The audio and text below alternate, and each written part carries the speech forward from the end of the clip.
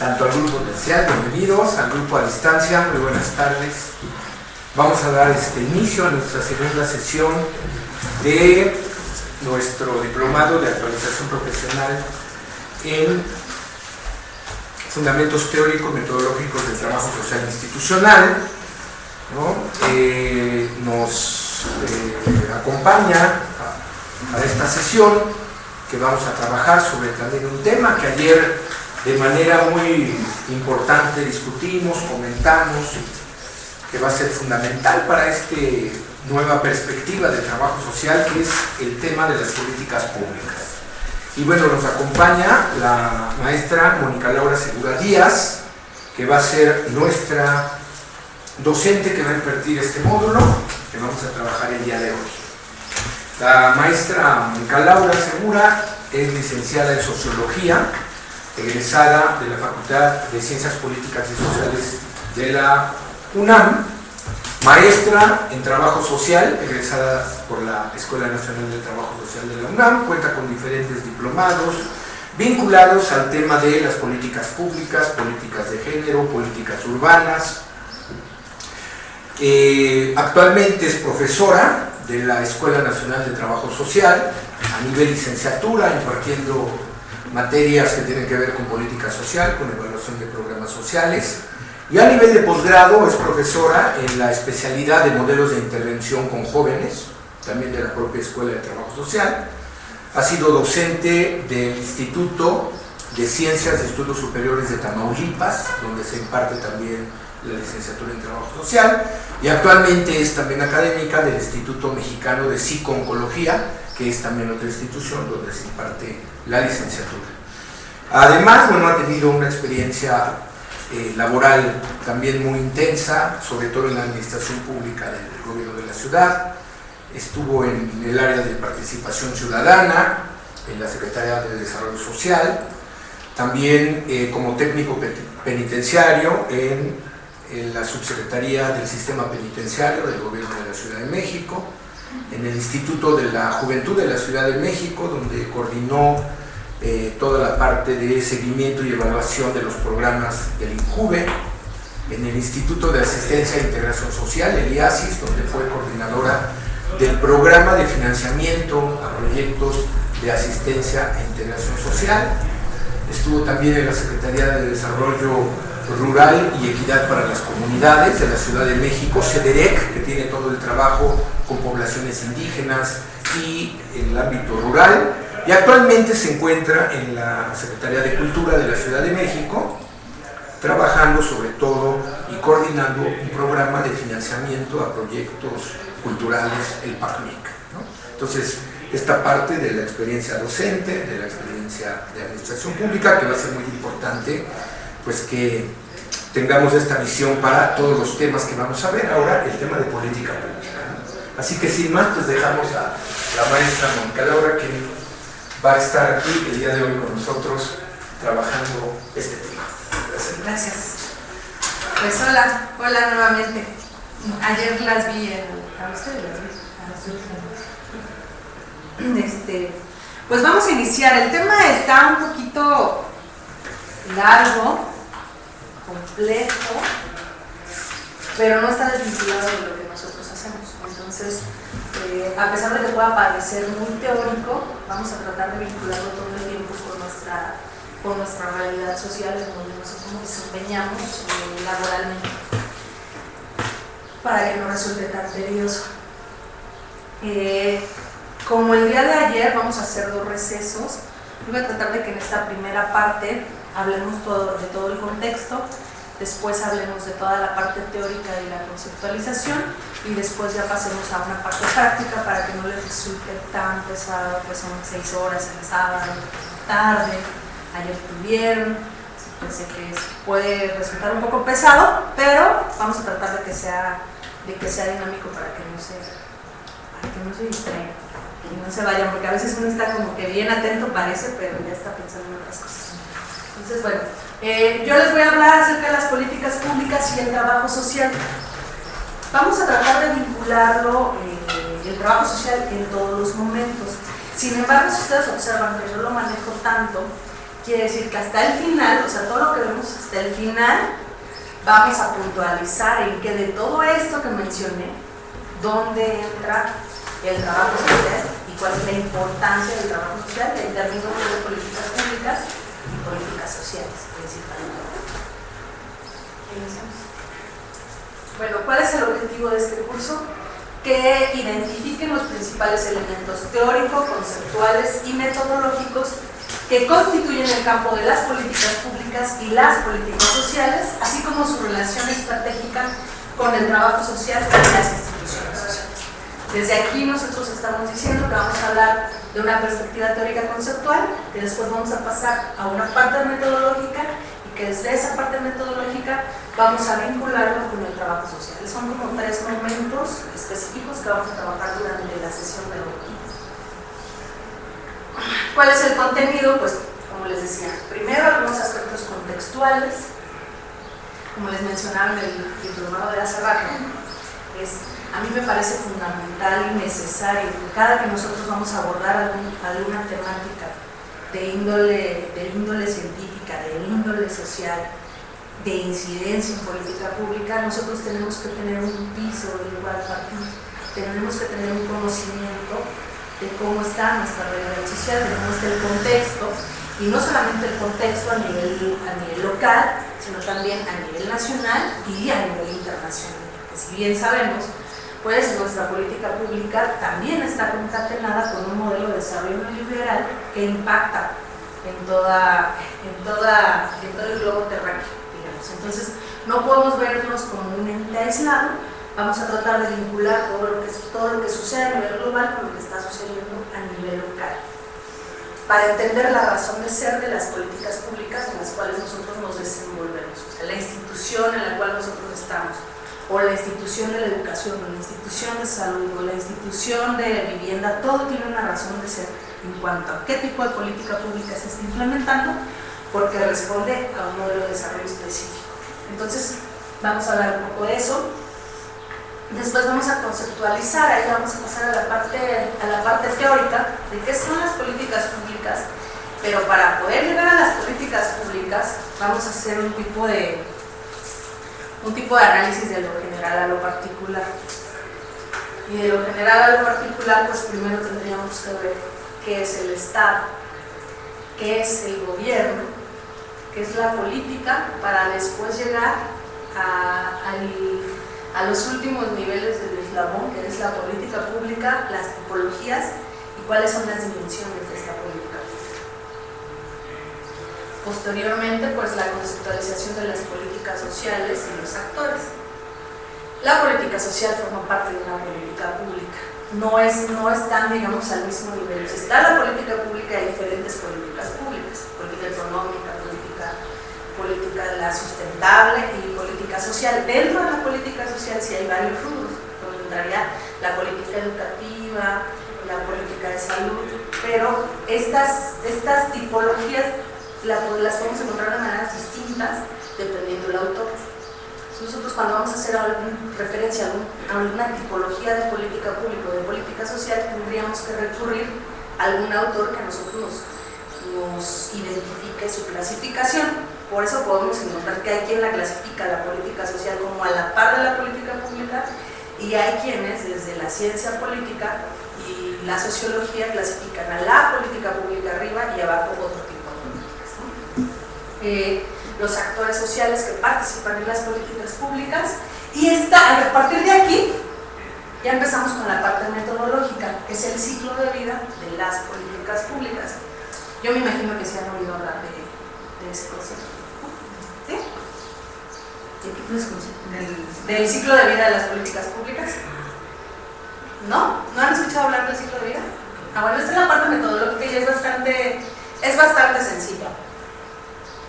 Es bastante sencilla. Después del ciclo de vida ya nosotros vamos a hacer un ejercicio que, dependiendo del número de participantes que estemos, igual lo hacemos en pareja. Un ejercicio en pareja que tiene que ver con todo lo que veamos a lo largo de la sesión. Ese ejercicio, ustedes van a presentar una primera parte, o sea, un avance, un esbozo, y lo van a completar en sus horas prácticas. Porque estaba pensando, si les dejaba 2 cosas distintas iba a ser como pesado. Mejor aquí inician como un proyecto y lo concluyen en sus horas prácticas, sobre lo mismo. ¿Okay? Entonces, bueno, ¿tienen algún comentario antes de iniciar? ¿Sí somos todos los que, como cuántos faltan? Como tres compañeros. ¿Cuántos? ¿Tres? Pero sí confirmaron, bueno, entre los que dijeron que iban a venir hoy, así que pues no tengo ningún...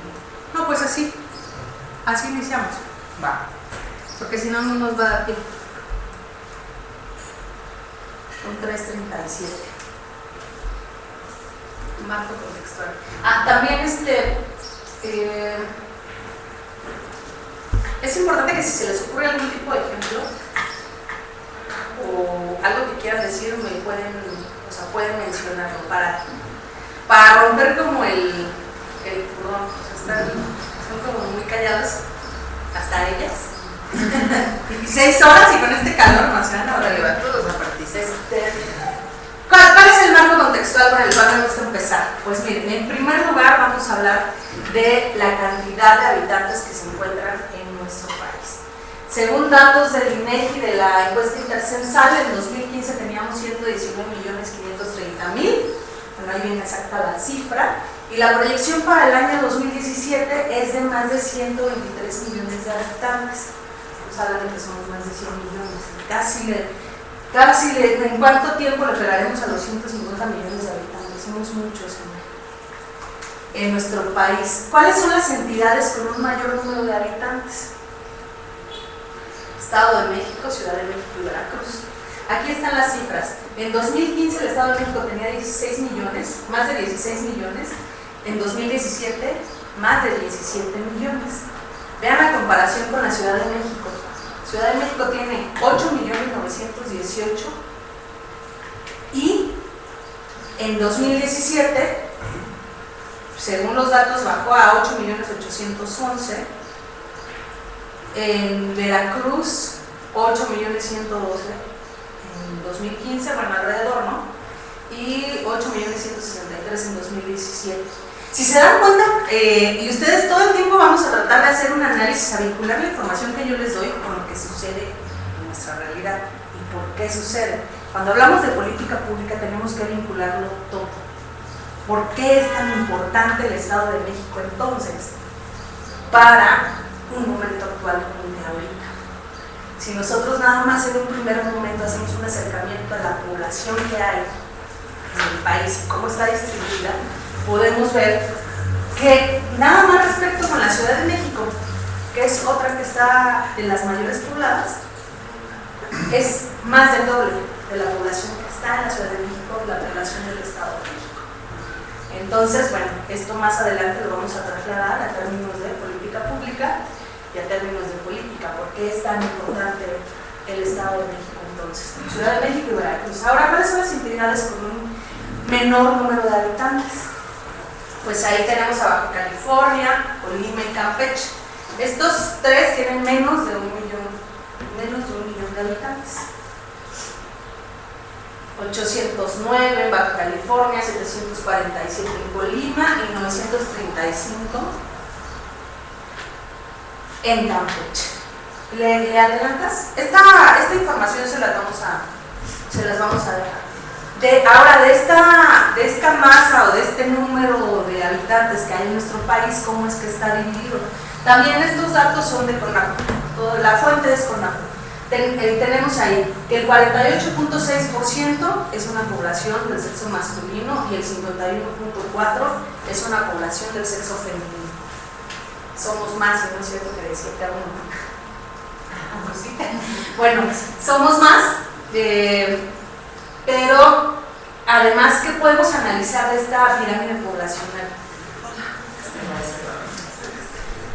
A ver, ¿quién me puede decir qué puede analizar de esta pirámide poblacional? Los rangos de edad. A ver, fíjate, de la población menor de 15 años va a representar el 27% del total. La población de 15 a 64 años, de 15 a 64 constituye el 65% y la adulta mayor representa el 7,2%. En esta parte de la base, nosotros vemos que se ha ido disminuyendo la base. Cuando se va disminuyendo, ¿qué quiere decir? Que por consecuencia la otra parte va aumentando. Entonces se está invirtiendo nuestra pirámide poblacional. ¿Cómo lo podemos traducir nosotros a nuestras palabras? Pues que están naciendo menos niños y está creciendo la población adulta a una proyección a unos 10, 20, 30 años. ¿Qué nos va a dejar esto a nosotros? Viéndolo desde el punto de vista del trabajo social o de personas que están involucradas con las ciencias sociales, representa una fuente importante de información en términos de vislumbrar qué problemáticas se vienen y qué es lo que nosotros como trabajadores sociales podemos hacer al respecto, podemos estar vislumbrando o previniendo si nuestra población adulta mayor o mayores de 65 años va a ir aumentando a la vez que la población infantil y los jóvenes van a ir disminuyendo. Esto sí nos representa estar pensando que esto es lo que está sucediendo ahorita en nuestro país. O sea, tenemos más de 100 millones de habitantes, tenemos poblaciones con muchísimos habitantes, otras con pocos habitantes, tenemos regiones que están en términos del mercado o en términos de desarrollo económico mucho más avanzadas respecto a otras. ¿Le avanzas? Entonces esto nos deja pensar en el análisis. Ahora vamos teniendo en una proyección a 30 años una cantidad mayor de adulto mayor, menos jóvenes. ¿Y quienes con los impuestos son los que están sustentando, los que sustentan los servicios sociales? Los jóvenes. Y esos jóvenes nos está invirtiendo, digamos, nos está renovando esta población que está en edad de trabajar y de producir. ¿Nos va a representar un problema en términos de política pública? Sí. ¿Va a representar un problema en términos de gobierno? Sí. Pero no nada más es saberlo, sino vamos a saberlo, pero con fines de ir incidiendo, de ir pensando qué alternativas nosotros podemos tener, no solamente desde la ciencia social, sino también, ¿por qué no desde las ciencias duras? Que estamos involucrados todos, no estamos divorciados, nada más que tenemos una metodología distinta para atender las problemáticas de la población en general. Ahora, de esta población, ¿cuánta se encuentra en una situación de pobreza y de pobreza extrema? Entonces, también, bueno, esta tabla ya la analizábamos hace rato. Tenemos en estos datos que son del Coneval, que es una institución oficial, y por ser una institución oficial maneja ciertos indicadores que ya están preestablecidos, que no necesariamente son los indicadores que están manejando otros autores, pero bueno, aquí vamos a retomar estas cifras. Los indicadores de carencia social, que van a ser rezago educativo, carencia por acceso a los servicios de salud, carencia por acceso a la seguridad social, carencia por calidad y espacios en la vivienda, carencia por acceso a los servicios básicos en la vivienda y carencia por acceso a la alimentación. Esos son los indicadores de carencia social. Ahora, ¿cuáles son los indicadores de bienestar? Son la población con ingreso inferior a la línea del bienestar mínimo y la población con ingreso inferior a la línea del bienestar. Privación social, población con al menos una carencia social y población con al menos 3 carencias sociales. Y nos hacen una clasificación de pobreza de población en situación de pobreza moderada, pobreza extrema, vulnerable por carencias sociales, vulnerable por ingresos y población no pobre y no vulnerable. Si nosotros hacemos el análisis así, sobre estos datos, y después le metemos una perspectiva crítica, que es lo que nosotros tenemos que hacer siempre, o sea, ¿qué de aquí nos está faltando para poder hacer una medición real de la población que se encuentra en una situación de pobreza? Tendríamos que agregar también las especificidades de la población a la cual nosotros hacemos referencia. Les mencionaba, y las chicas ya van a estar así, ya. Si después de esto no saben dar una interpretación de la pobreza, están reprobadas. las especificidades de la población no es la misma, la población rural que la población urbana. Ese es en un primer nivel de análisis. No son las mismas necesidades ni las mismas carencias. Digamos que estas en términos generales nos funcionan porque son como las básicas. En términos generales, una persona para estar bien, bueno, tendría que tener acceso a esto. Pero, ¿cuáles son las características específicas de una población rural? ¿Cuáles son las características específicas de la población indígena? ¿Cuáles son las características específicas de la población indígena que está en sus lugares de origen y cuáles son las características de la población indígena que está en las ciudades? Y después en nuestra ciudad. Todas van a tener manifestaciones distintas y diferentes tipos de necesidades. Entonces, esas cosas son las que nosotros tenemos que también tomar en cuenta al momento de hacer un análisis. Sí, tantos pobres, aún así vemos 46.2%. Otra interpretación nos habla de más del 50% de la población en México se encuentra en situación de pobreza. La última que hacía referencia a Bolivia es más del 60% de población en situación de pobreza. Pues entonces, yo les pregunto a ustedes, ¿eso a ustedes qué les genera como estudiosos de las ciencias sociales? Más del 50% de la población en situación de pobreza. ¿Eso está bien? ¿Eso está mal? ¿Eso a qué se ve? Y nosotros, como en nuestra vida cotidiana, pues todos tenemos voz, por lo menos sí, voto aparentemente, pero sí podemos estar pensando, bueno, es que han estado mal las políticas, no se ha desarrollado bien, no se han implementado buenos programas, existe corrupción, podríamos decir en pláticas de café, muchísimas cosas. Aquí de lo que se trata es nosotros trascender la plática de café a tener un fundamento teórico. ¿Por qué sucede? Al final van a poder igual decir, tiene que ver con una falla en políticas públicas, tiene que ver con algunos otros elementos vinculados a la corrupción, pero por esto y esto, en términos más analíticos, y profundizar qué es lo que ha sucedido en nuestro país que nos tiene ahorita. Y estos son datos 2014, hay que actualizarla a 2017. ¿Cuánto se ha incrementado la población en situación de pobreza? Y además, otra categoría que desde las ciencias sociales están manejando, que tiene que ver no solamente con la población vulnerable, sino la población socialmente vulnerable. Población socialmente vulnerable, que además, ¿a qué nos hace referencia ese concepto? ¿A ustedes como qué se les ocurre? Bueno, ¿quién me puede decir de ustedes? Todos, incluyendo todos. ¿Todas y todos? ¿A qué les hace referencia la población vulnerable?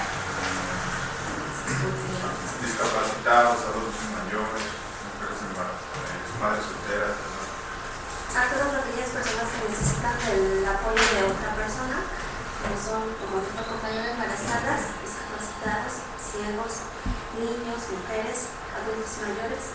Ahora, ¿cuál sería la diferencia que ustedes le podrían ver respecto a la población socialmente vulnerable? A ver. Que son aquellas personas, las socialmente vulnerables son aquellas personas que tienen ciertos índices de bienestar, pero que por las situaciones precisamente que se están viviendo o por las políticas implementadas, en algún momento están en riesgo de perder esos índices de bienestar que tienen y bajarse a no tenerlos y a estar ahora sí ser personas vulnerables, ¿no? Sí, en efecto. Y ahora, ¿cuál es la implicación teórica respecto a esa definición de población socialmente vulnerable, por lo cual no se quiere involucrar en las políticas públicas? Porque estaríamos siendo todos, o sea, toda la población estaría siendo socialmente vulnerable. Entonces no se mete tal cual y es una problemática en términos teóricos, ha sido una problemática. ¿Por qué? Porque las políticas públicas tendrían que estar pensando en toda la población y no en grupos específicos de población, porque todos en cualquier momento podemos ser vulnerados ante una situación externa. No necesariamente, o sea, hay un cambio, no es algo intrínseco, no es algo que dependa de ti, Sí. No depende de ti. En algún momento, con estas nuevas vulnerabilidades, en algún momento conceptuales, porque siempre han existido, pero en términos conceptuales de que se metan nuevas vulnerabilidades. Hay personas las personas con discapacidad al nacer y las personas que adquieren la discapacidad por algún accidente, que además el desarrollo no es el mismo, la forma en que afrontan esa discapacidad no es la misma. Y otra vez hablamos del tiempo y del espacio, que es importante ver dónde se van a desarrollar estas vulnerabilidades y cómo van a impactar. A lo mejor impactan en mayor medida en un espacio respecto a otro. El nivel de adaptabilidad que puede tener la persona también va a cambiar. Pensar y hablar de las vulnerabilidades será también ampliar nuestro margen conceptual. Al ampliar nuestro margen conceptual tenemos que estar ampliando también la forma, las modalidades o la incidencia en la política pública para poder sostener esto. Entonces, un poco se van a estar explicando por qué hay conceptos que son nuevos, por qué hay metodologías nuevas que no están siendo empleadas o retomadas en la política pública. Y tiene que ver con todo. O sea, tiene que ver con la capacidad administrativa, tiene que ver con la capacidad de discurso, bueno, con las líneas discursivas y la capacidad de personal. Tiene que ver con varias cosas. Nosotros no lo vamos a hacer para justificar o para no justificar, solamente para dar el dato. Vamos a hacer un recorrido para al final decir, esto está así por esto y entonces proponemos esto, que es el ejercicio final, lo que les voy a pedir. La problemática. ¿Cuál es la problemática? ¿Cuál es la propuesta? Problemática y la propuesta de política pública en ese tema. Es que preguntaste, porque es importante que sepamos y que conozcamos la situación socioeconómica de nuestra población y particularmente el concepto o la situación de pobreza. Dijiste que Volvinic dice que es el 60%, ¿sí mencionaste eso? Volvinic, el 60% de la población en pobreza. Hasta para las discusiones de café, pero dentro de nuestra institución es bueno saberlo. Le decía ayer a una compañera que en el fin de semana yo trabajo en jornada acumulada ahora apenas hace un año, porque ya me tocaba, ¿no? Entonces desayunamos y comemos juntos, los médicos, todo el personal, desayunamos y comemos juntos. Y en estos días, por cuestiones también electorales, se dieron discusiones ahí de mesas. Y alguna persona decía, no, si estamos muy bien, no sé por qué dicen, hay que votar por tal, ya sabes. Entonces que nos paramos a ver, ¿tú crees que vamos a votar por una situación en la que en nuestro país hay 60 millones de mujeres? Eso no es concebible, pero para trabajo social. Hay muchas compañeras, hace algunos años que decían, en Sanos, así cuando platicábamos del tema, decían, ¿cuál pobreza? Yo creo que decían, repetían lo que dice Televisa, ¿no? Que aquí todos vivimos en jauja, vivimos muy bien, no hay problema. Y no es verdad, la realidad es esta, y conocerla sí implica, para mí, hacer un mayor esfuerzo profesional, para empezar así. Sí, es que, como les comentaba, y así sucede, pues nos sucede a todos. Nosotros nos apasionamos, platicamos y muchas veces nos quedamos en un plano ideológico. A nosotros no nos puede pasar. O sea, tenemos prohibido hacer eso y nos sucede, porque somos humanos. Pero no podemos dar por sentado algo si nosotros no previamente hacemos una indagación de la problemática. Entonces a veces damos respuestas mesuradas, no coincido, investigaré, indagaré. ¿Por qué? Porque sí tiene un sustento y porque sí hay que ver mucho más allá de lo que nos manejan las cifras oficiales. Si aún con cifras oficiales que nos dicen que son menos del 50%, ya el 46% es para que nosotros nos pongamos a pensar es que algo está pasando, algo está mal, porque esta población se encuentra en situación de pobreza. Y la pobreza extrema en la ciudad también se vive distinto a la pobreza extrema en lo rural. y en la zona conurbada también Además, es totalmente diferente. Además, hablábamos hace rato de una de las categorías o uno de los indicadores que maneja Julio Borbini, que tiene que ver con el tiempo, con la calidad del tiempo y el uso y disfrute de tu tiempo libre. Nosotros, ahí entraríamos otra vez como los socialmente vulnerables, como la mayor parte de la población pobre, en pobreza de tiempo, sobre todo en las zonas urbanas. Entonces hacen el cálculo, ¿cuánto ustedes se hacen de aquí a su casa, de su casa a su trabajo? ¿Cuánto tiempo ustedes están invirtiendo en el transporte nada más?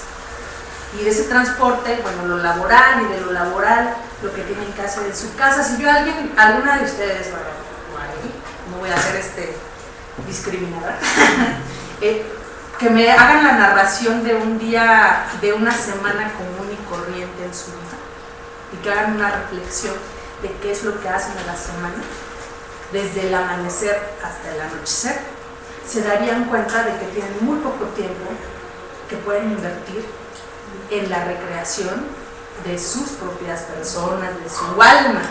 ¿No? Es algo que no se maneja y que parece como, lo meten como en un aspecto romántico.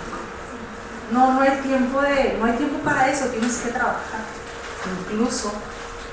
Incluso parte de las conceptualizaciones o de los estigmas de la pobreza desde un modo de pensar que tiene que ver con un modelo de desarrollo neoliberal, de ser eres pobre porque no trabajas o porque quieres, atribuyéndole a la persona la capacidad de poder salir de su pobreza como si no tuviera que ver con otros aspectos institucionales que lo han dejado al margen del acceso a bienes y servicios, porque además hay una pobreza que es estructural, y entonces tú analizas y ellos son pobres, pero tus papás son pobres, y tus abuelos fueron pobres, y entonces todo lo que tú tienes en tu árbol genealógico ha sido pobre.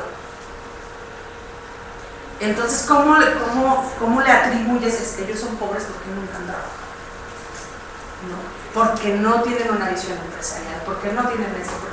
Es una manera de deslindarse de la responsabilidad, que ahorita más adelante vamos a ver, la responsabilidad que se tiene como gobierno para poder atacar esta pobreza estructural. O sea, los indígenas son pobres estructurales, que después podríamos hacer un análisis más a profundidad de qué es lo que ha pasado con los indígenas que están en la ciudad y los indígenas que están en su lugar de origen, y en esas particularidades, y también tiene ya modos de ejercer poder y no ejercerlo, que bueno, ese no va a ser nuestro tema. Nuestro tema es existe esta pobreza estructural, como por qué en la Ciudad de México se han ampliado los puntos de encuentro, los puntos de personas en situación de calle. ¿Por qué ahora hay ¿qué? ¿Tres generaciones en situación de calle?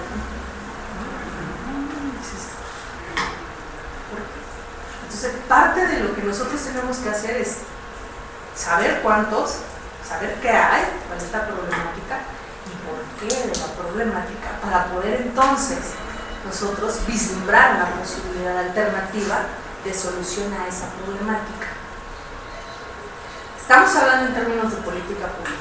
O sea, ustedes imagínense ahorita que son los que tienen el poder de llevar a cabo el cambio de una política pública. Ya al rato van a ser los trabajadores sociales que cambien la política pública. ¿Ok? Entonces, pues así tenemos estos datos. ¿Le pasas a la otra? Ahora también que parece importante, si lo vamos a ver en términos generales, en términos nacionales, sí se ve, no se alcanza a ver, ¿verdad? Pero cuando se los pase ya lo van a ver bien. Es que quería que entrara toda, pero no. ¿Cuáles de esos estados son los que se encuentran en mayor pobreza? Guerrero, Oaxaca.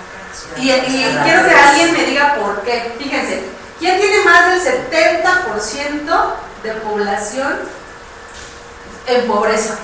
76, no, aquí está. Chiapas, 76.2%, 76.2% de su población está en pobreza. Es un dato alarmante. O sea, lo podemos saber. No, Chiapas, Oaxaca y Guerrero son los peores. Pero saber la cantidad es 76.2%. Aquí está Chiapas, 76. Después le sigue Guerrero, 65.2.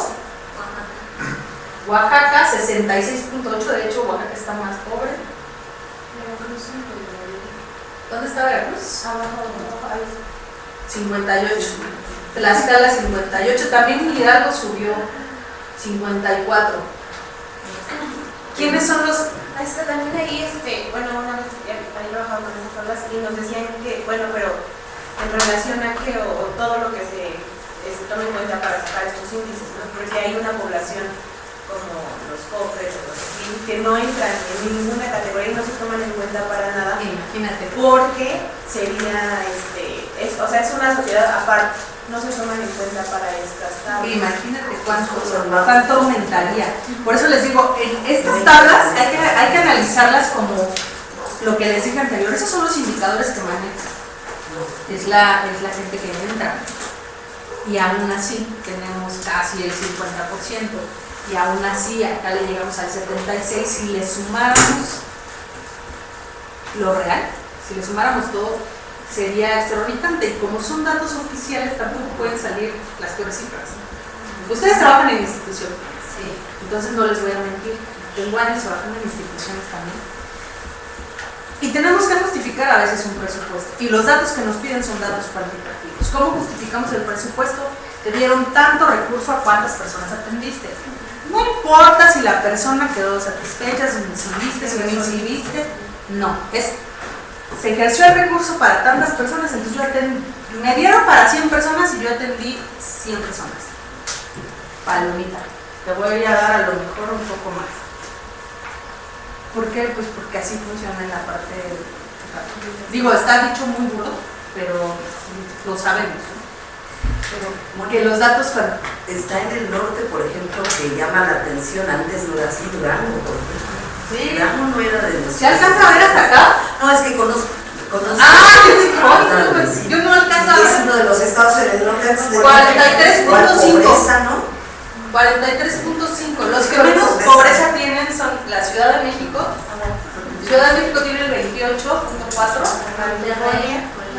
Baja California, ¿pero por qué? ¿Ustedes por qué? ¿Quién me puede decir por qué? Por la cantidad de población, ¿no? Y el extranjero.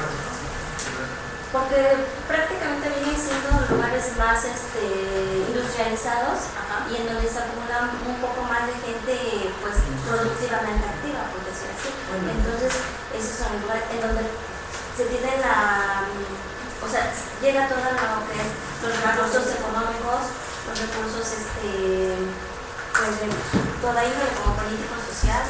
Nuevo León tiene el 24. Sí, Nuevo León. Y es una de las zonas más Industrializadas. Ahora, ¿quién me puede decir de qué es lo que ha sucedido con la parte del Bajío?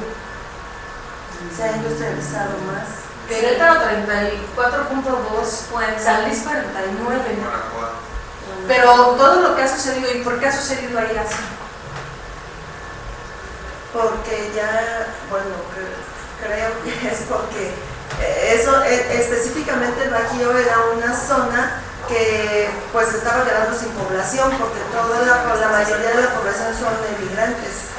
Entonces, bueno, creo que esa fue una de las políticas por las que se empezó a industrializar más esa zona, para que ya no se quedara. Había municipios que ya eran municipios de puras mujeres y niños, ¿no? Creo que es por eso, no estoy segura. Yo creo que es por una razón, pues porque están en medio del país, que es una zona geográfica estratégica para los dos lados, que tengan salida al Golfo y al Pacífico, y cerca de la frontera, pero también por los altos índices de inseguridad de los estados de arriba, de Tamaulipas, de Nuevo León, de Chihuahua, de Sonora, de todos los que California Norte. Entonces, por eso yo creo que los empresarios voltearon a ver más abajo, en donde había más condiciones como para poner sus plantas, generar nueva clase media o nuevos trabajadores, y poner ahí sus empresas. ¿Alguien más? por la remesas. No, tiene que ver con esta parte de la industrialización. ¿Cómo podemos hacer el análisis en dos sentidos? El análisis de si la inseguridad de los estados alrededor, y también pues en términos de política pública, de cómo un gobierno tiene hacer una especie de alianza o acuerdo con otros actores sociales, en este caso los empresarios, automotrices principalmente, para poder llevar las plantas a sus espacios y generar empleo. Entonces esto nos tiene un detonante social que se refleja en los índices de pobreza y de bienestar social que pueden tener ciertos estados, que nosotros podríamos ir particularizando mucho más. Ahorita nos vamos a quedar con esto, pero podemos ir indagando mucho más hasta qué punto se ha beneficiado a la población específica de ahí, o hasta qué punto ha venido gente de otros espacios, cómo se siente la gente de estos lugares respecto a que hayan estos corredores industriales. No lo sabemos, podría ser problematizado por nuestra parte como trabajadores sociales o estudiosos de las ciencias sociales, pero ahorita lo vamos a dejar así. Esta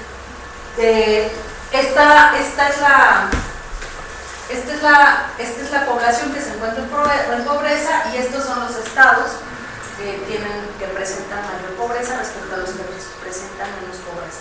Y podemos hacer muchas interpretaciones. Para poder saber la realidad tendríamos que hacer un estudio específico de por qué. Pero a simple vista podemos decir, toda la parte de la frontera tiene otros modos de producción, una forma de vivir diferente respecto al sur, y cómo las políticas públicas en cada uno de los lugares determinan ciertos aspectos y que inciden en la vida de la gente. Entonces, por eso la importancia enorme del análisis y el estudio de la política pública, que me parece bastante pertinente para el trabajo social, no solamente en términos de políticas sociales. Por eso lo amplío, por eso me parece que tiene que ser mucho más. Nosotros pensar desde una perspectiva de política pública orientado a política social, pero no desvinculado de la política económica, que es, ¿me pasas la siguiente, por favor? ¿Qué es lo que nos ha pasado? Nosotros vamos a encontrar, una línea de análisis. Es una línea de análisis, no quiere decir que sea la realidad o que no lo podamos abordar desde otra perspectiva. Desde la perspectiva de política pública que yo manejo, nosotros podemos hacer el análisis como que hay una desvinculación entre la política social y la política económica de nuestro país. Por un lado, y ayer les comentaba el maestro Lee, por un lado tenemos una economía en crecimiento de la cual se vanaglorian nuestros representantes, pero al mismo tiempo, si hacemos un estudio y un análisis de nuestro desarrollo humano, vemos que estamos en los peores niveles. Entonces, se ha incrementado la desigualdad social. O sea, lo que ha pasado en estos años es un incremento de la desigualdad social que ha pauperizado la calidad de vida de la población, y dejando a una población más del 50% en condiciones de pobreza.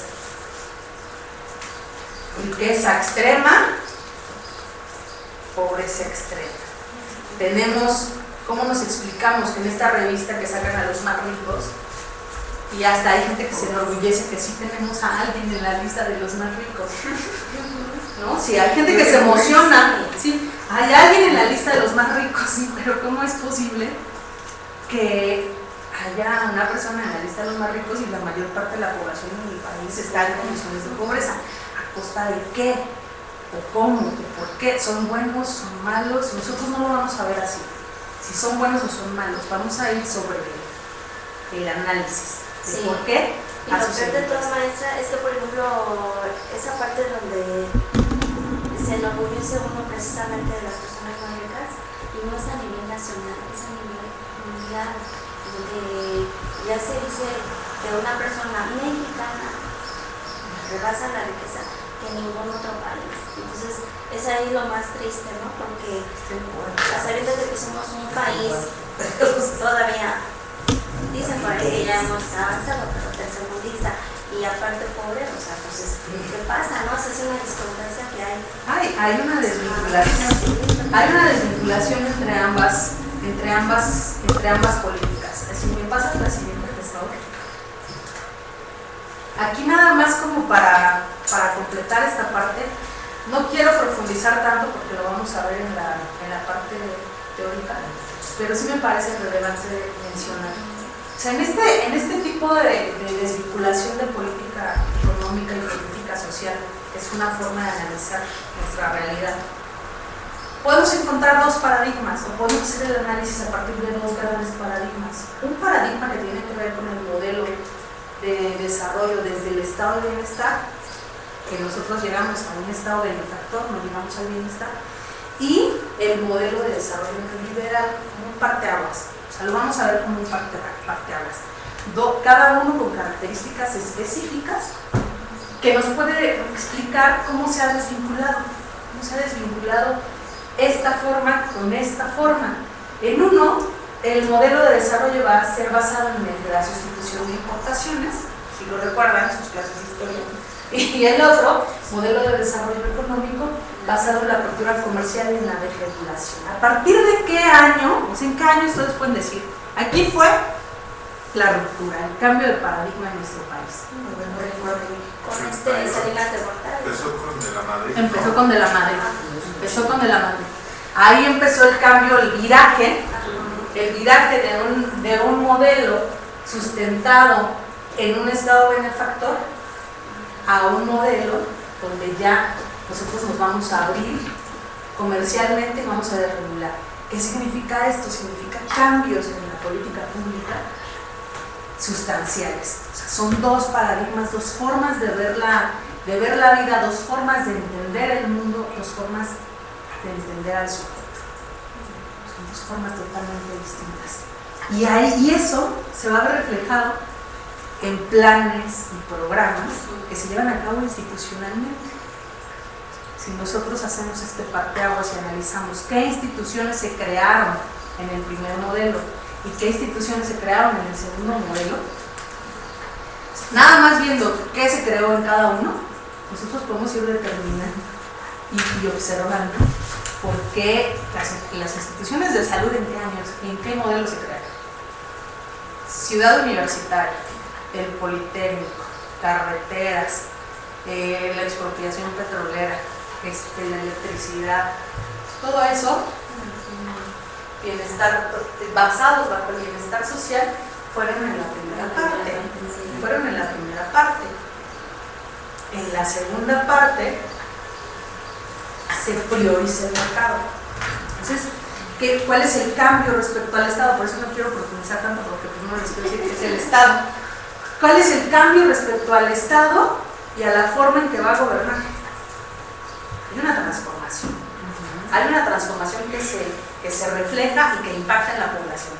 Y que nosotros tenemos que saber y estar conscientes de cómo sucedió para poder aportar la transformación y para poder apuntar o apuntalar una política alternativa. ¿Qué pasa? Vaya, esperar aquí en el espacio. Cuando llegue a casa, pásenle sin miedo hasta el fondo, ¿verdad? Para que no haya. Bueno, entonces, para que no se me olvide y se les olvide los demás. Entonces, hay dos formas, hay dos grandes paradigmas, y si ustedes quisieran analizar nuestra realidad social a nivel nacional, se tenemos que vincularlo con el nivel global. Esto está vinculado al nivel global. Está vinculado totalmente. Si nosotros hacemos una revisión histórica, vamos a ver dónde, o sea, cuando nosotros nos metemos al tema de sustitución de importaciones, que se habla también del milagro mexicano, ¿qué evento histórico estaba sucediendo en ese momento que a nosotros nos benefició? La Segunda Guerra Mundial. No, la Guerra Fría. La Guerra Fría. ¿Qué estaba sucediendo en este otro modelo? A partir de los 80s. La globalización empezaba. Sí, pero les voy a dejar de tarea eso, se los voy a dejar de tarea. En cada uno de estos dos paradigmas, sí, porque lo analizamos como paradigma. Cada paradigma tiene un modelo de desarrollo económico específico. Ese modelo de desarrollo específico tiene un impacto en el tipo de política social que se desempeña desde el Estado. Es una política de Estado y que tiene que ver con lo global. ¿Por qué? Porque nosotros de aquí no pudimos sostener esto, no pudimos sostenerlo. O sea, en esta parte el gobierno subsidiaba, pero no generaba y no logró generar la clase empresarial que él buscaba.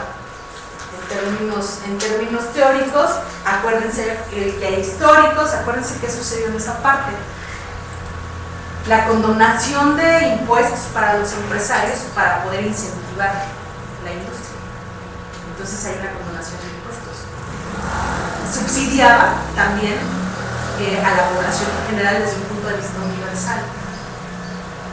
¿Y quién subsidiaba a la clase empresarial? Pues el campo. Entonces se fue explotando el campo para poder incentivar la industria que quedó en planchas y en lavadoras, ¿no?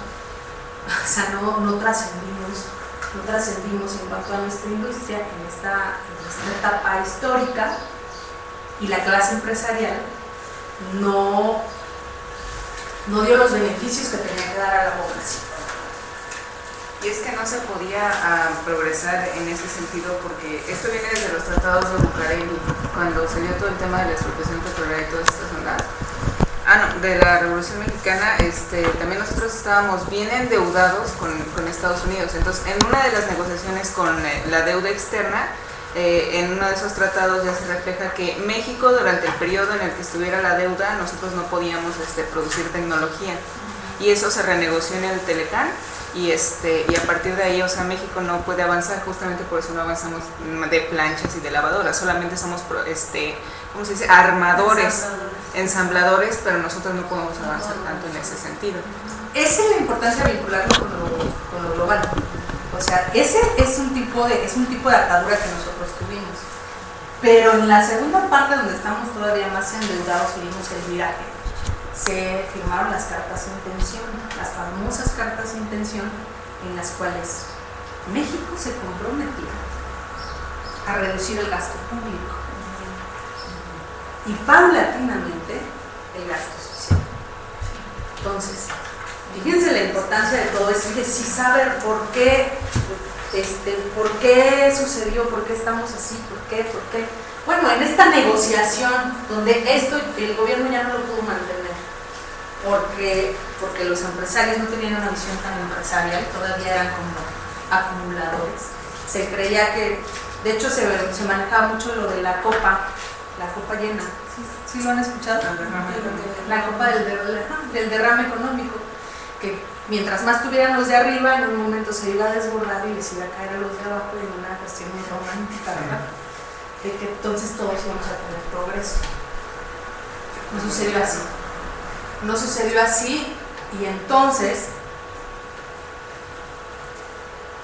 lo que pasó con la banca, ¿quién rescató la banca?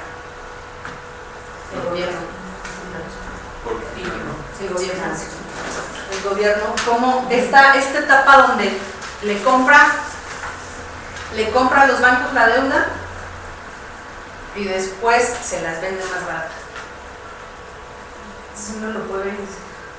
O sea, como por qué, qué era lo que estaban pensando, a menos que si uno en una plática de café puede decir, pues seguramente eran parientes todos, ¿no? Entonces, yo te compro porque estoy en gobierno, te lo compro bien caro y después te lo regreso bien barato, ¿no? O sea, así sucedió. Y entonces, ¿qué pasó con el campo? Hubo abandono del campo, ¿qué pasó? Empezaron las migraciones, ¿qué pasó? Se transformó la política social de universalista a focalizada. ¿Me puedes cambiar la diapositiva? Entonces, aquí la política social en el modelo neoliberal, tenemos privatización, entonces ya tiene razón de ser las instituciones donde nos desempeñamos. Focalización, compensación y combate a la pobreza. Del otro lado, en el benefactor, tenemos intervención y regulación estatal, universalidad, promoción y desarrollo social. Son dos paradigmas totalmente diferentes, manifestados en una política social diferente. Vamos a analizarlo uno por uno. O bueno, para que no, si no nos da tiempo. Vamos a analizar estos dos. Privatización y focalización, que es donde nosotros estamos. Y del otro lado, universalidad y desarrollo social. ¿Qué quiere decir la universalidad? Para todos, era lo que teníamos, para todos, pero fíjense cómo es importante también problematizarlo todo, no para hacernos problemáticos, sino para tener un nivel de análisis mucho mayor. Aquí la universalidad estaba vinculada con el principio del que habla Bismarck, una universalidad asociada al trabajo asalariado. ¿Qué significa? O sea, ¿y qué vinculación tiene con la pobreza estructural? Porque también ahí podemos ver cómo entonces los pobres, entre los pobres, iban a seguir siendo los pobres en los dos paradigmas, porque esta universalidad era para los asalariados. Pues que no. Entonces, los indígenas, entonces esta población que no tenía acceso a un trabajo remunerado, pues no va a tener los beneficios, desde ahí no va a tener los beneficios de esta política social, a pesar de estar dentro del marco de la universalidad. Entonces, ahí nos explicamos muchas cosas. O sea, esto, si lo vemos en términos teóricos, en términos de diseño, vamos a decir, pues es que estaba bien, lo que falló fue la política económica, la política social no falló, pero si nosotros hacemos un nivel mayor de profundidad, vamos a ver que aún así estábamos dejando fuera toda esta clase o esta población que no tenía acceso a un trabajo remunerado. Entonces, por eso se habla de la pobreza estructural, porque siempre han quedado al margen de las políticas públicas. Pero bueno, había universalidad y que tenía que ver con toda la política social para todos, la política de vivienda, la política de educación, la política de salud, ¿no? Y se crean todas estas instituciones vinculadas a estos aspectos. Desarrollo social, porque estaba pensando en el desarrollo de las personas. Del otro lado, cuando ya estamos en el neoliberal, pasamos a la privatización y focalización. ¿Qué implicaciones tiene esta privatización y focalización o por qué surgió? Como mencionaba hace rato. Al nosotros comprometernos a reducir el gasto público, ¿cómo se refleja? O sea, ¿cómo podrían, ustedes son los gobernantes? Si yo les digo, tienen que reducir el gasto público, ¿qué reducirían? Las instituciones que no me reditúan económicamente, ¿no? Y las construcciones de carreteras, todo lo que se hace de gasto público, entonces aparecen las construcciones de las carreteras del sector privado. Aparecen otros actores en el escenario. Nosotros como gobierno ya no podemos hacer un gasto público y paulatinamente disminuir el gasto social. Paulatinamente el gasto social. ¿Qué significa igual? Pues que entonces nosotros ya no podemos tener una política universal, ya no puede ser para todos, y aún así no era para todos, pero no puede ser para todos. Ahora, entonces empiezo a clasificar. Tengo que clasificar. Y tengo que clasificar y focalizar. Entonces ya mi apoyo como gobierno va a ser única y exclusivamente para los grupos prioritarios o grupos vulnerables. ¿Y quiénes son esos grupos vulnerables? Y entonces se define. ¿Quiénes son los grupos vulnerables? Y entonces el apoyo va únicamente para ellos. ¿A través de qué? A través de una compensación, de políticas de compensación y de combate a la pobreza extrema. Se explica por qué en las instituciones entonces nosotros vamos a atender o a responder de manera diferente ante las personas. No tiene que ver con nosotros ni con el director de la institución, tiene que ver con una política, pues con una política de Estado, desde arriba, que nosotros pues tenemos que sumar, ya como operadores o como al frente de una institución, tenemos que generar otro tipo de alianzas para poder dar respuesta a las problemáticas sociales. Hablando en términos de institucionalidad, aparecen otros actores sociales como pues, las organizaciones de la sociedad civil que de alguna forma pues, intentan coadyuvar, y no necesariamente en un inicio coadyuvar, pues a ellos resolver una problemática de la que tienen ahí cercana y se valen de de otros actores y de otros medios que vamos a ir viendo más adelante. Pero así sucedió. Pues se dio un viraje en cuanto a nuestra política pública, y un viraje en la política social y un viraje en sus instituciones. Entonces hay instituciones que se han mantenido estables desde hace añísimos, pues porque fueron generadas bajo un modelo, bajo una ideología, pero ahora ya no responden a esa ideología y se tienen que adaptar. Se tienen que adaptar y la problemática no se detuvo.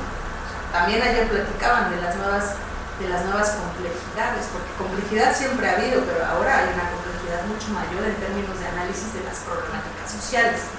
O sea, las problemáticas sociales no son las mismas de antes, y les digo, no son las mismas de espacio a espacio. No es lo mismo de sector a sector. Ustedes tienen unas problemáticas específicas cada uno y cada una de los que están aquí. También según la posición, el rol que jueguen dentro de su familia. Entonces, en cuestión de análisis de política pública tenemos que siempre particularizar, ir hacia, o sea, entender un marco global. Nos impidieron por una cuestión económica y por un mal manejo de la política económica y la política social en un primer momento, nos llevaron a firmar acuerdos como gobierno de que no podíamos industrializarnos, a firmar acuerdos como gobierno de que teníamos que reducir el gasto público, a firmar acuerdos que teníamos que reducir el gasto social, y entonces podríamos, con esa interpretación, pues, no, pues ya justificaste todo el sistema. Pobrecitos, ¿no? No se trata de eso, es nada más de observar cómo pasó y cuál es, porque ustedes me van a decir, cuál es la responsabilidad, si ustedes fueran gobierno, respecto a eso. Ya firmaron, ya están firmados los acuerdos. ¿Cuál es la alternativa? ¿Cuál es la política pública alternativa que se propone desde la sociedad civil, desde los gremios organizados o desde el trabajo social? Porque sí hay salida, pero es una salida que no han querido implementar porque tienen otra perspectiva teórica.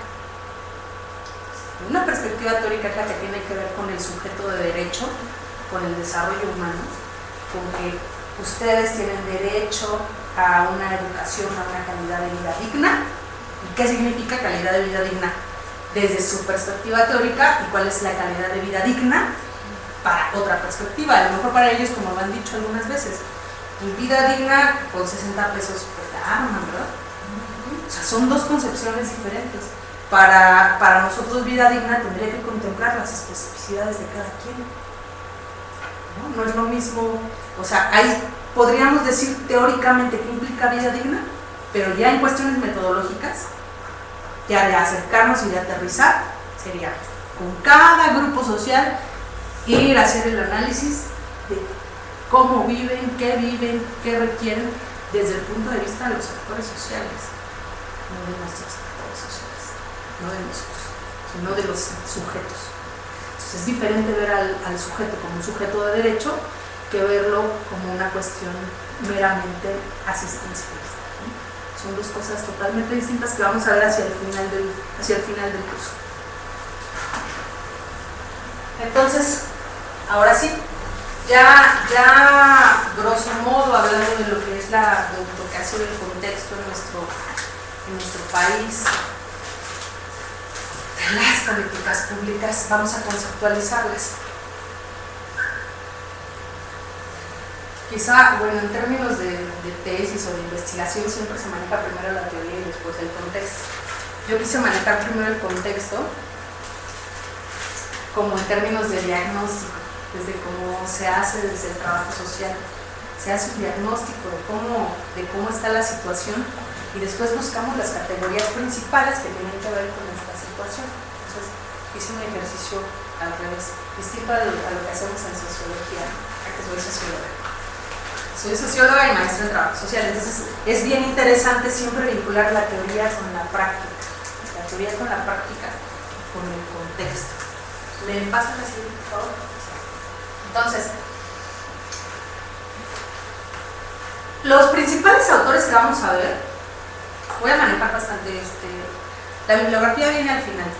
Todo lo que yo tengo está sustentado en estudiosos de la política, de la ciencia política y de las políticas públicas, principalmente Aguilar Villanueva. No sé si han escuchado hablar de él. Aguilar Villanueva, de trabajo social, el maestro Carlos Arteaga, el maestro evangelista, ayer lo tuvieron aquí, pero espero lo hayan exprimido.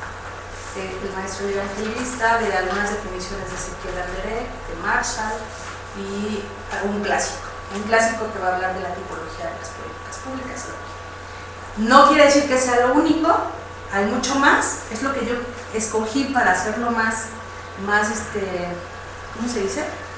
Pues más asequible, o sea, más tangible, pero hay mucha más bibliografía de cada uno de ellos que ustedes pueden retomar después. A mí me parece que Aguilar Villanueva es bastante claro, y los que retomo de trabajo social hacen una vinculación, o sea, no se desvinculan. El análisis va a ser, por ese punto, es multidisciplinario. Hago retomo de la ciencia política, de la sociología y del trabajo social para hacer la conceptualización completa de lo que es Estado, que sería el primer momento, Estado a nivel como todo, ¿no? Estado, después gobierno, después política, y después políticas públicas, y después políticas sociales. Que aunque políticas sociales lo veamos más chiquito, es en el nivel de análisis macro a micro, pues con eso tenemos para no dormir en meses tratando de hacer una política pública, ¿no? Nada más con eso. Entonces, bueno, alguien que me quiera leer esta primera parte de la diapositiva, por favor. Les voy a dar. ¿Cómo te llamas? Liliana. A ver, Liliana, que llegas bien temprano. A ver, léeme qué es el Estado. Ok, en términos jurídicos y sociales, un Estado es la forma y organización de la sociedad, de su gobierno y establecimiento de normas de convivencia humana. Es la unidad jurídica de los individuos que constituyen un pueblo que vive en abrigo de un territorio y bajo el imperio de una ley, con fin de alcanzar un bien común. El Estado es una maquinaria mediante el cual se hace efectivo el poder político, y el gobierno es quien, en una primera aproximación, detenta ese poder, ya que está constituido por el conjunto de personas que manejan dicha maquinaria. Formas de Estado: feudal, estatal, estamental, órgano colegiado que reúnen los individuos de una misma posición social, detentan derechos y privilegios de unas asambleas en una asamblea deliberante frente al poder soberano. A ver, alguien que le ayude más. Yo le ayudo. Absoluto, concentración y centralización. Representativo, representación de individuos. Totalitario, no hay lugar para el no Estado, poder económico, político e ideológico. A ver, con esto, esta es una conceptualización acerca del Estado, porque les digo que hay diferentes. Nosotros, si hablamos desde la ciencia política o del origen de los estudios del Estado, podríamos retomar un poco a Hobbes, a Rousseau, que nos están planteando diferentes formas del Estado. Maquiavelo, cuando hace alusión al príncipe y a las formas de gobierno del Estado, pues también pueden ser referentes. Sin embargo, nosotros aquí lo vamos a retomar como la forma y organización de la sociedad. O sea, va a ser la forma y organización de la sociedad y contiene los lineamientos generales, el marco ideológico de toda una nación. Ese marco ideológico se hace posible, se vislumbra a través del gobierno. ¿Nosotros qué tipo de Estado tenemos? Estas son las formas de Estado que nos maneja el autor. Nosotros, ¿quién dijo? Nosotros tenemos el Estado representativo. ¿Por qué? Estamos hablando en términos teóricos, por favor, no se apasionen. Porque elegimos a los representantes que realizan las leyes. Porque nosotros elegimos. Bueno, eso dicen. Por eso les dije, no se vayan a apasionar. Esto es teoría. Y en términos teóricos, nosotros estamos en un estado representativo, que tiene que ver con que nosotros elegimos a nuestros propios gobernantes. No quiere decir que sea el único estado a nivel mundial, ¿no? A nivel mundial hay diferentes manifestaciones de estado. Nosotros tenemos el representativo. Estamos ahí ubicados. Entonces va a ser esta forma de organización de la sociedad, del gobierno y establecimiento de normas de convivencia. ¿Pueden ustedes decirme algún documento en donde pueda concentrarse el marco ideológico del Estado mexicano? La Constitución. La Constitución. Ahí está plasmado nuestros principales lineamientos. Es el marco ideológico de nuestro país. De la que sigue, por favor. Entonces, a ver, ¿alguien más? Para cumplir con el alcance de sus fines propuestos, el Estado realiza funciones legislativas, ejecutivas y judiciales. De ahí es que se hable de la división de poderes legislativo, ejecutivo y judicial. El Estado presenta diversas formas. Las más conocidas son, según su organización, tenemos al Estado simple, donde el poder político dirige todo y existe una sola autoridad. Este se divide en Estado unitario y Estado descentralizado. Se tiene también al Estado compuesto, el cual engloba una pluralidad de estados, formando así uniones entre ellos. Se divide en Estado federal. Es un estado dividido territorialmente en varios estados o provincias. Se da en un gobierno democrático y en confederación de estados, el cual es la unión permanente de estados libres e independientes, mediante un pacto internacional. Según los principios que sirven de base a esa organización, se tiene el Estado liberal, que persigue asegurar al máximo la libertad individual, y el Estado totalitario, donde la libertad está seriamente restringida y se ejerce todo el poder sin divisiones ni restricciones. Aquí nosotros, ¿en qué tipo de Estado nos clasificaríamos? Federal. En el Estado federal, porque es un Estado dividido territorialmente en varios estados o provincias y además tiene que ver con un Estado democrático. Confederación de Estados. La Unión Europea.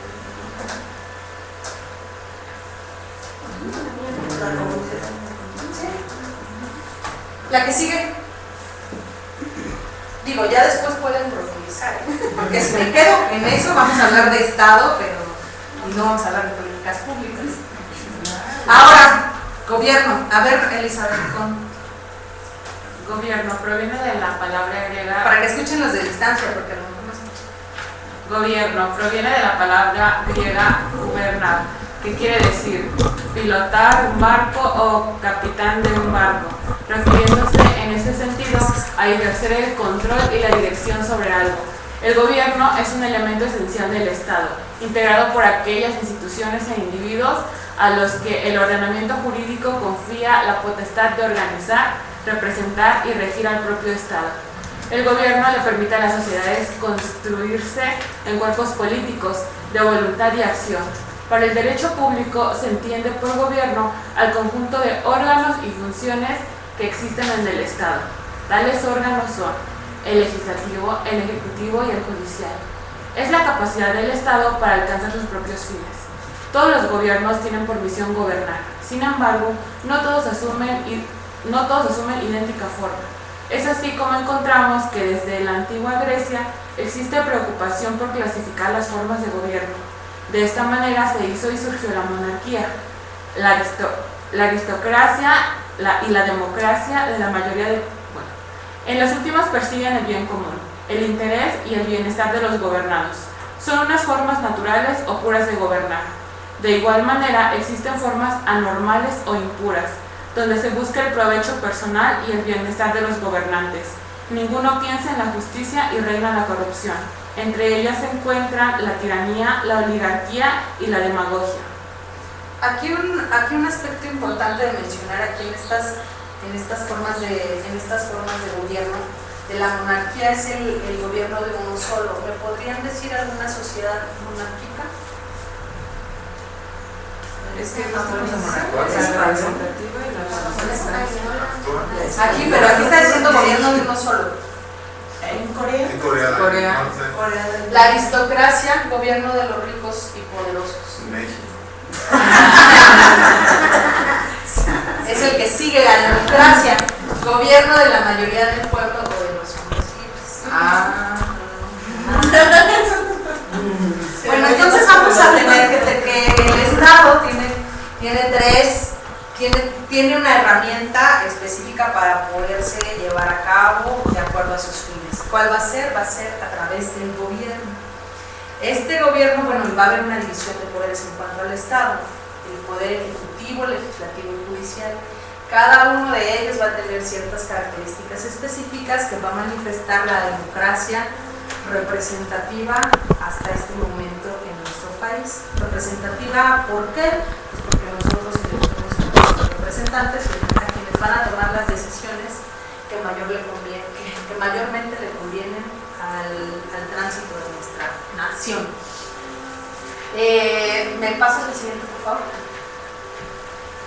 Ya aquí pasando a la... Bueno, no, antes, díganme, de gobierno, ¿cuál sería un documento tangible de gobierno? O sea, hace rato me dijeron la Constitución. Y en gobierno, ¿con qué lo podríamos vincular? ¿Con qué marco? O sea, si para el Estado fue la Constitución, para gobierno, ay sí, el Plan Nacional de Desarrollo. A través del Plan Nacional de Desarrollo, cada gobierno que tiene un periodo administrativo específico va a manifestar cuáles van a ser sus ejes programáticos o sus líneas programáticas a desarrollar durante el resto de su gestión. Podemos hacer el análisis del Plan Nacional de Desarrollo a nivel nacional y después se puede hacer a nivel local. Si nosotros hacemos un análisis del Programa General de Desarrollo de la Ciudad de México, que sería como el símil, pero está en la Ciudad de México, retoma los ejes programáticos del Plan Nacional de Desarrollo. Si ustedes se lo analizan, siempre va a decir, de acuerdo al eje tal del Plan Nacional de Desarrollo, primero se menciona la Constitución, de acuerdo al artículo tal de la Constitución, al eje tal del Plan Nacional de Desarrollo, se propone lo siguiente. Entonces se hace una propuesta que atiende a estas líneas temáticas que están planteadas desde el Plan Nacional de Desarrollo y que se vinculan con la Constitución. Todos, o sea, en el sector salud nosotros ya hacemos el análisis desde hasta los manuales lo traen. Todo lo trae, todo trae la referencia. O sea, en términos jurídicos nosotros podemos hacer desde ahí el análisis de cuál es la trayectoria de un marco normativo que tiene que ver con la institucionalidad y con la forma en que nosotros atendemos una problemática social. Entonces es el Plan Nacional de Desarrollo. Y en ese Plan Nacional de Desarrollo se ven diferentes ejes temáticos que tienen que ver con el sector salud, que tienen que ver con la política social, que tienen que ver con la política económica, que tienen que ver con la política fiscal, que tienen que ver también con las nuevas formas de hacer política pública. Porque si hacemos un análisis del Plan Nacional de Desarrollo y lo vinculamos con el análisis del Programa General de Desarrollo, vamos a ver que desde ahí están planteando manifestando el viraje de la política pública a una suma de actores. Porque ya en todos lados, si ustedes lo ven bien, ya en todos lados dice, trabajará en coordinación interinstitucional, trabajará con el sector educativo, trabajará con el sector del tercer sector, como las organizaciones de la sociedad civil, y trabajará con empresas o con el sector privado. Desde ahí también se está manifestando lo que conocemos como el adelgazamiento del Estado. Nosotros somos como coordinadores, pero no ejecutamos la política de manera unida. Es importante ver eso. ¿Por qué? Pues porque podría parecer que la responsabilidad del Estado se ha disminuido para darle paso a la corresponsabilidad. O sea, la corresponsabilidad, por un lado, la podemos ver como nosotros la manejamos, es una cuestión positiva, corresponsabilidad entre diferentes actores para una problemática. Pero la corresponsabilidad, ¿cómo se puede tergiversar? En que entonces yo solamente soy regulador y los corresponsables son los otros actores para que mejoren esa problemática. Eso es algo que nosotros tenemos que tener cuidado en cómo manejamos realmente los conceptos. Porque acuérdense que el conocimiento es poder, y entonces cuando la gente detenta el poder, lo detenta a sus conveniencias, a sus propios intereses. Estas son las cosas como las cosas complejas también, no solamente de nuestra realidad social en cuanto a problemáticas sociales, sino nuestra realidad compleja en términos de toma de decisiones y de temas que van a estar planteándose como relevantes. Entonces aquí ya pasamos a lo que sería después de gobierno, que son los que hacen el plan nacional de desarrollo. Pasamos a lo que es la política. A ver, ¿cómo se llama? Raquel, ¿me pueden leer fuerte? ¿No es? No. Aguilar Villanueva, 1994. Política como ciencia y arte de gobernar, que trata de la organización y administración de un Estado en sus asuntos e intereses. Una política es un comportamiento propositivo, intencional, planeado, no simplemente reactivo, casual. Se pone en movimiento con la decisión de alcanzar ciertos objetivos a través de ciertos medios. Es una acción con sentido. Es un proceso, un curso de acción que involucra todo un conjunto complejo de decisiones y operaciones. La política, como finalmente lo señala Luis Aguilar Villanueva, es entonces un resultado de enfrentamientos y compromisos, de competiciones y coaliciones, de conflictos y transacciones convenientes. Okay. Aquí alguien que me quiera hacer un análisis de esta tabla, está sencillo.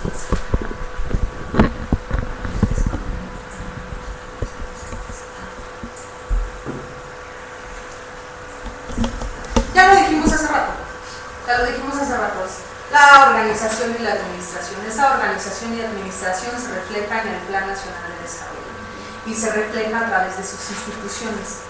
Cada institución tiene atribuciones y están marcadas. ¿Cuáles son las atribuciones de la Secretaría de Salud? ¿Cuáles son las atribuciones de la Secretaría de Educación? ¿Cuáles son las atribuciones de la Secretaría de Desarrollo Social? Cada una tiene diferentes atribuciones y responsabilidades respecto a los ejes temáticos que nos está planteando el Plan Nacional de Desarrollo como una política gubernamental y como una política de Estado. O sea, entonces está todo enmarcado. Es el hilo cónico. Está el Estado, está el gobierno y está la política. La política que se manifiesta a través de diferentes instituciones. Es marco discursivo y marco programático. Marco institucional.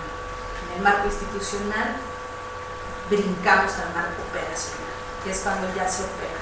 Digamos que a lo mejor si nosotros estamos inmersos en una institución estaríamos en el último eslabón. Y eso es lo malo, porque no deberíamos estar en el último eslabón que nos da la fuerza para poder llegar otra vez hasta arriba. Tendrían que ser los sujetos con los que trabajamos, no nosotros, porque queda todavía nuestra perspectiva.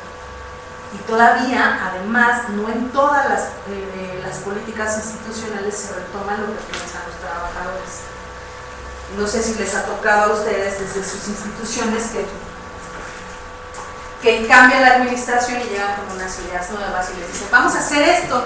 Y ustedes en sus reuniones de café dicen, pero eso no funciona, ya lo hizo el anterior y no sirve.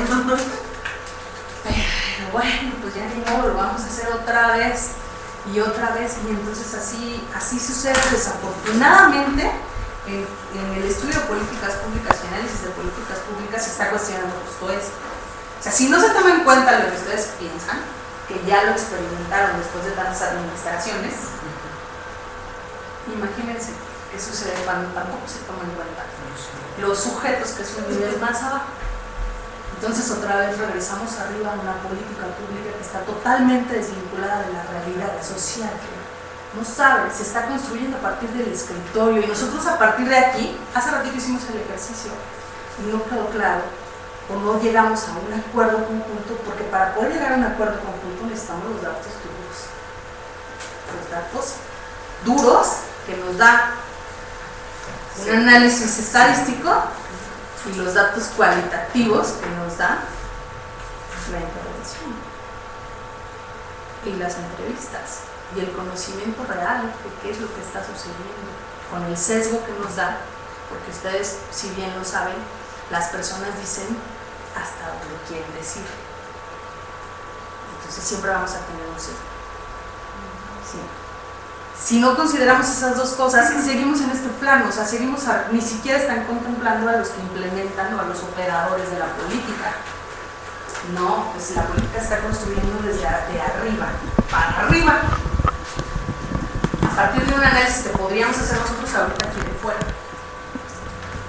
pero quedaría sesgado, porque no llegamos a un nivel de profundidad mayor.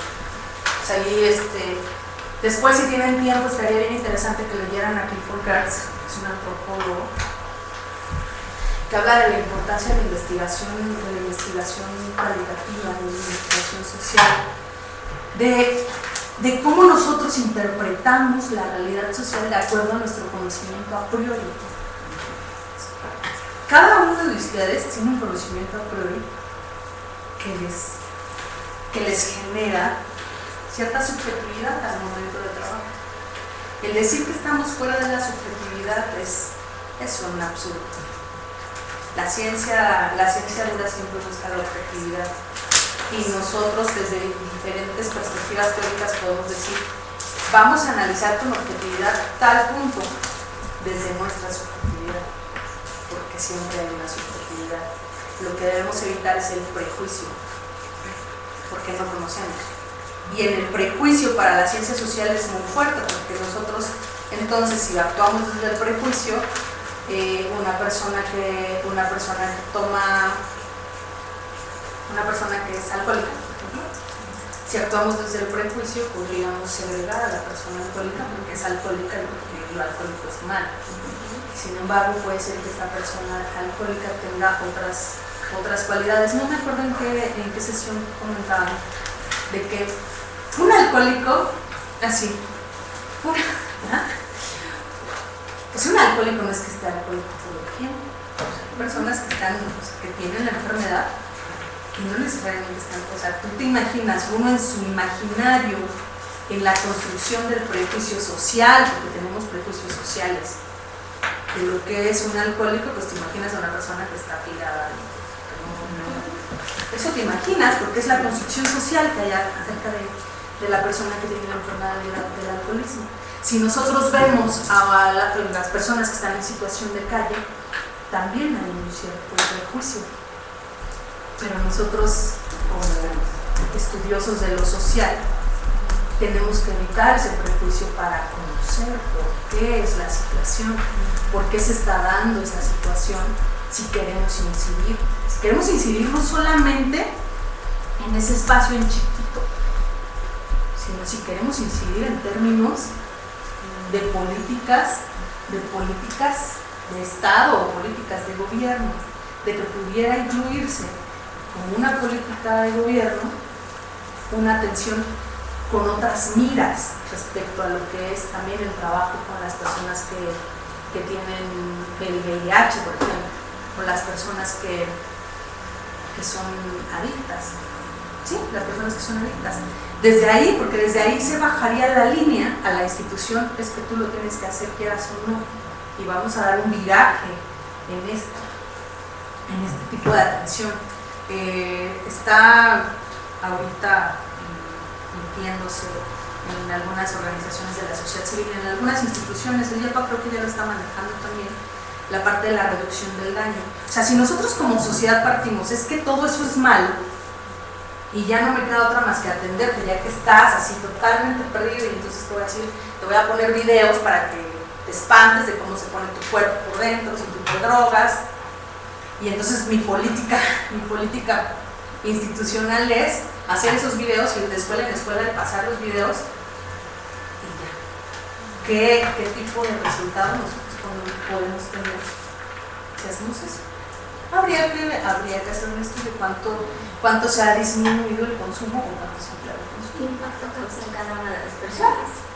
Porque si nosotros vemos los datos duros, y datos duros sin meternos en entrevista, son los datos duros del consumo, cómo se ha bajado del consumo de jóvenes al consumo de niños.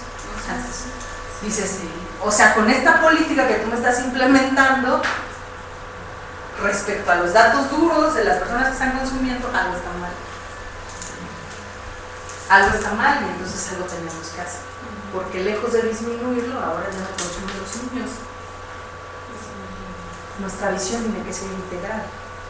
No podemos pensar en únicamente el video. El video a lo mejor está. Nuestra perspectiva teórica no puede ser pensar que criminalizar va a ser la respuesta, porque eso es lo que se ha realizado constantemente. Criminalizar a partir del prejuicio. Eso no es ciencia. Eso no está permitido para el trabajo social. Porque además logran conocer más allá. Pueden ver mucho más allá de esa persona que la institución la puede ver como el adicto. Para la institución es el adicto, para ustedes como estudios de las ciencias sociales es una persona con ciertas características específicas que han originado esa problemática que tenemos que atender. Nos vamos a ir con esa pregunta, porque ya se me acabó, ¿verdad? Y ya regresamos. Gracias.